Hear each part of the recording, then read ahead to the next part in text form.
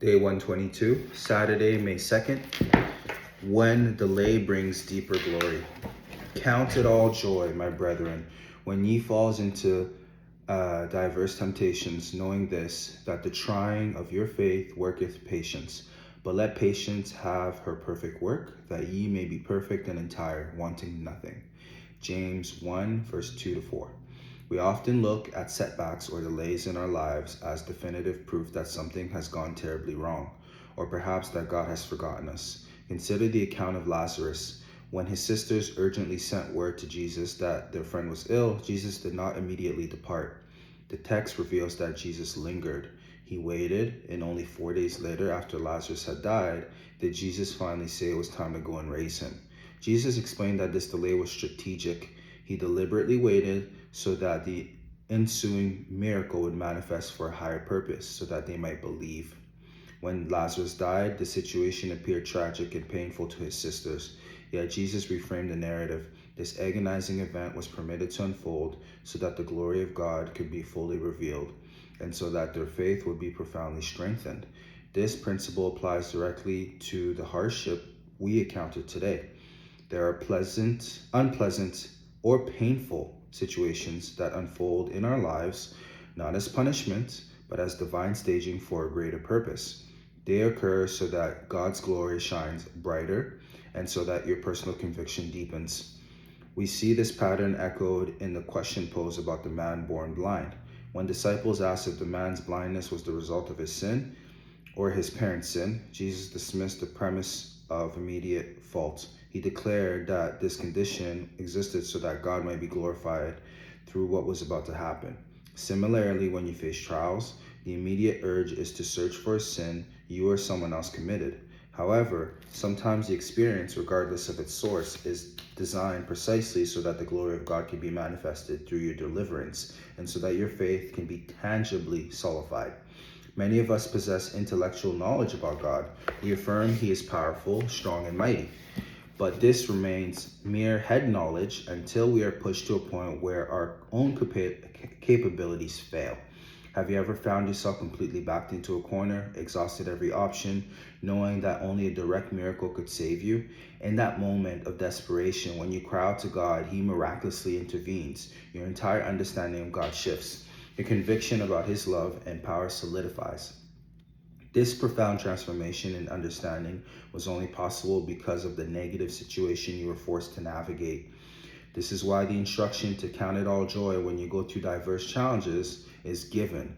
James teaches that when the testing finishes its work in you, you will be left completely equipped, lacking nothing. Therefore, when these difficult circumstances arise, do not interpret them as evidence that God has abandoned you or is displeased. Most often, they serve as the very platform upon which God intends to display His magnificence in your life. Perhaps you have recently lost your job, leaving you terrified about survival. Hold fast. Years from now, when you recount the story of Jehovah Jireh, the Lord who provides, the conviction in your voice will be unmistakable, because you will have personally experienced that provision when all other sources dried up. God may take that mess and transform it into a message, perhaps establishing a business for you in the process. Or consider the journey that through severe illness, where you feared a grim prognosis, only for God to powerfully intervene with complete healing. We even hear accounts of profound physical impossibility. Such a woman told she could never bear children due to the removal of her womb, crying out to the Lord and giving birth miraculously despite the physical absence of the organ. Was this due to sin? No. It occurred so that the glory of God could be revealed in a way that words alone can never convey. So as you move forward, count it all joy. Whatever challenge you are currently facing, whatever experience has defined your recent days, know that it is being orchestrated for the ultimate purpose of glorifying God and driving you into a deeper, more intimate relationship with Him. Step out today, kings and queens, knowing that God is for you, He's with you, He sees you, He loves you immensely. You are ready. This is a great word, and honestly, it's true. Like, if we didn't struggle, if we didn't have, the downs, and if we only had the ups, would we feel that we needed God for anything? people already on this earth think that everything comes from them, that they are gods and all that stuff, and they forget how limited they are in their powers. You know, you cannot, I think the first law of thermodynamics, energy can't be created nor destroyed, only transferred. We cannot create energy, we cannot destroy energy. We're not boundless. We are not limitless. We don't stand outside of space and time. We don't.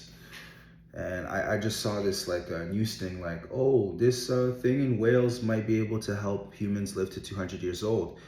And in my head, I'm like, but what's the point?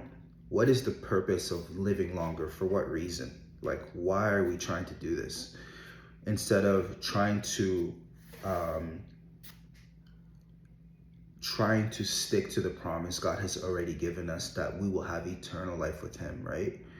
Like, there's some things that it doesn't make sense why we think that, but we think that because we think we're all powerful. We think we can do anything that we want, and it's simply not true. God is the all-powerful one, and sometimes things happen to us to get us closer to God and for God to manifest his true power, things that cannot be explained in words. It's one of those, you know, you should have been there, you should have seen it yourself with your own eyes type of thing. So keep the faith, man. Count it all joy.